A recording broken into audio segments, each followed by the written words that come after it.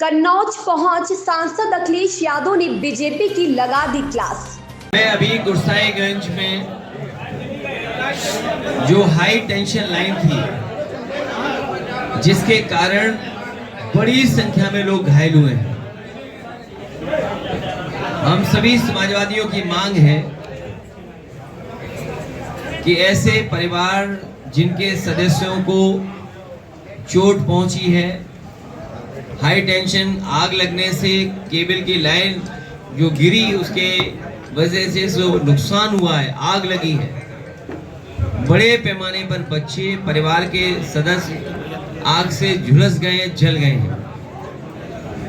ये सरकार की जिम्मेदारी बनती है और खासकर बिजली विभाग की जिम्मेदारी है कि समय समय पर तार को देखें, कहीं तारों की वजह से किसी का नुकसान ना हो रहा हो, किसी की जान न जा रही हो, तार की वजह से आग न लग जाए। और कई बार उत्तर प्रदेश में एक सूचना मिली थी कि जो बिजली के तार हैं वो इतने झूल गए हैं कि फसलों को छू करके जा रहे थे, उसकी वजह से भी कई जगह आग लगी है, नुकसान हुआ है। और गुरसाईगंज में तो हाई टेंशन वाली केबल गिर पड़ी। ये तो भगवान की कृपा है कि जिसकी वजह से कोई बड़ी घटना नहीं घटी, बड़ा हादसा नहीं हुआ, वरना न जाने कितने लोगों की जान चली जाती। सरकार उन परिवारों के इलाज की देखभाल करे, जो नुकसान हुआ मदद करे। और हम समाजवादी पार्टी के संगठन के लोग भी पार्टी से थोड़ा बहुत सहयोग उनका करेंगे। जहां तक कन्नौज और कन्नौज लोकसभा का है सवाल, पता नहीं भारतीय जनता पार्टी को क्या दुश्मनी है कन्नौज की जनता से। यहाँ की जो जो सुविधाएं थी उन सब सुविधाओं को बर्बाद कर दिया है। बिजली आ नहीं रही है, और बिजली अगर आ रही है तो उससे पहले बिजली का बिल बढ़ा हुआ आ जा रहा है, और बढ़ा हुआ बिजली के साथ साथ पुलिस भी चली आ रही है, मुकदमे हो रहे हैं, और जहां जर्जर ताल है उनका कोई इंतजाम सरकार नहीं कर रही है। ये कन्नौज वो जगह है जहां सबसे ज्यादा सब स्टेशन बने थे, सबसे ज्यादा तारों को ठीक किया गया था, अंडर ग्राउंड केबलिंग भी काम का शुरू हो गया था, जिसमें कन्नौज था, तिरवा हुआ था। हमें उम्मीद है गुरसाईगंज और जिलों और कस्बों को भी ये जिस तरीके से समाजवादी सरकार में जनता उनका साथ नहीं देगी, लोकसभा में भी जनता ने साथ नहीं दिया, भविष्य में जब 2027 का चुनाव होगा, जनता भारतीय जनता पार्टी को फाड़ फेंकेगी। भारतीय जनता पार्टी का सफाया होने जा रहा है कि इन्होंने बेरोजगारी, महंगाई, भ्रष्टाचार बढ़ाया है, लूट बढ़ी है इनकी सरकार में। एक फिर इनकाउंटर किया गया है सुल्तान, ये इनकाउंटर का जो निशाना है वो टांग पे जाता है। बड़े पैमाने पर टांग में गोली लगी है या हाथ में गोली लगी है, इसका नाम दिया है हाफ इनकाउंटर या टांग पे गोली वाला इनकाउंटर। ये जितने भी टांग पर गोली वाले इनकाउंटर हैं, ये सब फर्जी इनकाउंटर हैं।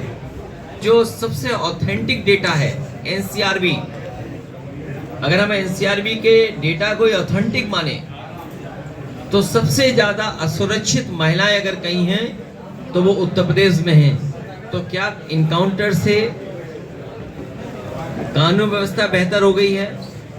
क्या इनकाउंटर से हमारी माताएं बहनें सुरक्षित हो गई हैं? क्या सपा विधायक हैं जाहिद बेग, उनके ऊपर एक और एफआईआर दर्ज हो गई है। देखिए, जाहिद बेग हर घर में कोई ना कोई काम करने वाला होता है। हमारे जितने भी लोग हैं, संपन्न लोग ज्यादातर, वो घर परिवार में किसी न किसी को रख लेते हैं, और घर परिवार में घर का सदस्य मानते ही उसको रखते हैं। ये घटना जो हुई है दुखद है, उसके पीछे कोई भी कारण हो, लेकिन ये सरकार की नीयत साफ नहीं है। सरकार की नीयत कभी साफ नहीं हुई है। सरकार चुनाव हारने के बाद, और खासकर भारतीय जनता पार्टी चुनाव हारने के बाद, केवल यादव और मुसलमान पर नजर मार रही है। अगर मुस्लिम व्यक्ति अगर है कोई, तो उस पर गंभीर धाराएं लग जाएंगी, गंभीर कार्रवाई हो जाएगी। ये उसी के कारण विधायक जी के खिलाफ कार्रवाई हो रही है कि भदोई के विधायक उनके परिवार के ऊपर कार्रवाई हो रही, क्योंकि वो विधायक समाजवादी पार्टी का है, मुस्लिम है। और आपको बात समझ में नहीं आती, आपको भी बात समझ में आती होगी कि जब मुख्यमंत्री जी ये कहते हैं कि अयोध्या में अगर दिवाली होती है तो पाकिस्तान और समाजवादी पार्टी के लोगों को तकलीफ होती है, इससे ही आपको नियत पता लगती होगी मुख्यमंत्री की नियत क्या है। भैया एक देश एक चुनाव को लेकर क्या कहेंगे, जो बीजेपी के वन नेशन वन इलेक्शन, उसके साथ साथ बीजेपी चाहती है वन डोनेशन, एक ही बार डोनेशन मिल जाए बहुत ठीक है। और जिस तरीके से सरकारी विभाग आउटसोर्स हो गए हैं, नौकरियां आउटसोर्स हैं, आप देख लेना एक दिन भारतीय जनता पार्टी कहेगी कि अब चुनाव आयोग की जरूरत क्या है, 5 साल में एक बार चुनाव होना है, बाकी दिनों हम क्यों चुनाव आयोग के कर्मचारियों को, अधिकारियों को वेतन दें। तो ये चुनाव आयोग को भी आउटसोर्स करना चाहते हैं।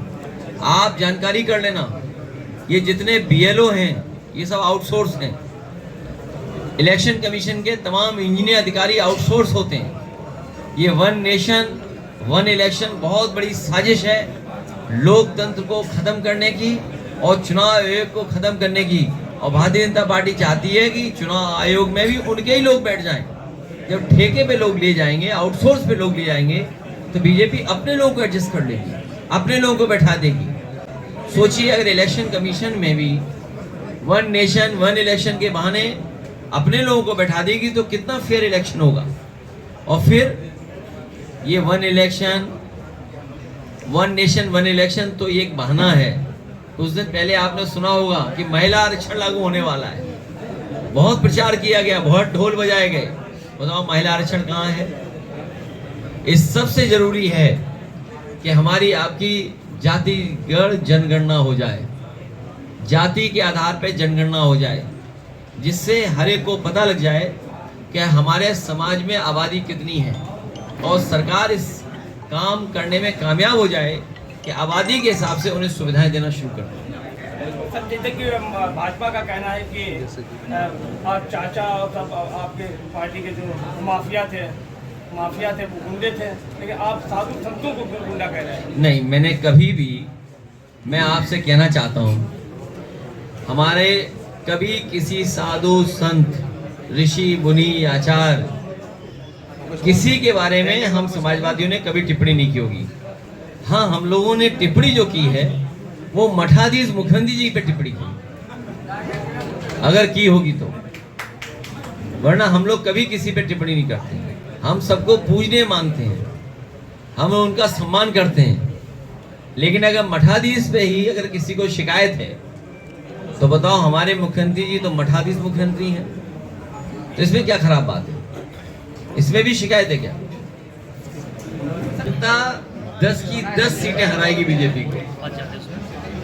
न केवल विधानसभा हारेंगे बल्कि कुर्सी भी छिन जाएगी। और इसीलिए बीएलओ हटाए जा रहे हैं। सोचिए, सबसे छोटा कर्मचारी कौन होता है? बीएलओ। जात के आधार पे बीएलओ अपॉइंट हो रहा है, जात के आधार पे एसडीएम अपॉइंट हो रहा है, जात के आधार पर और अधिकारी अपॉइंट हो रहे हैं। मुझे खुशी है कि आपके ही बीच का एक साहसी पत्रकार ने एक सूची जारी की है। आपके ही बीच का एक साहसी पत्रकार, उसने पूरे उत्तर प्रदेश की सूची जारी कर दी है कि किस तरीके से एक ही जाति के लोग कहां-कहां बैठे हुए हैं। प्रसाद यादव जी के ऊपर सीबीआई ने आज जांच पूरी करने के बाद कार्रवाई के लिए दिया है। देखिए, मैंने तो कई मौकों पर कहा है, जैसे थाने चल रहे हैं ना, यहाँ भी आप जानते हो कि पत्रकार थाने कैसे चल रहे हैं, वैसे ही सीबीआई चल रही है।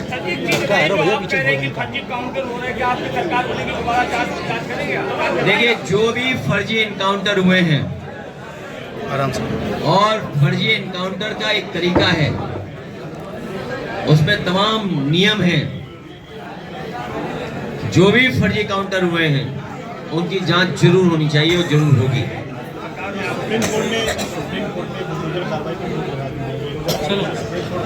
अब स्टीयरिंग उखड़ गया है, दोनों लोग पार्किंग में खड़े होंगे कुछ दिन बाद, चलाने वाले और चलने वाला।